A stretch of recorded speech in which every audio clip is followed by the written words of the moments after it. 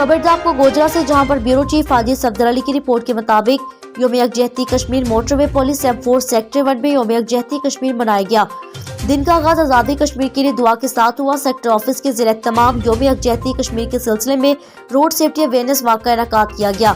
वाक़ शुरा ने आज़ादी कश्मीर के हवाले से बैनर्स और प्ले कार्ड्स उठा रखे थे। वाक़ का मकसद अवाम उन्नास में सजम का अदा करना है कि कश्मीर पाकिस्तान की शहरग है।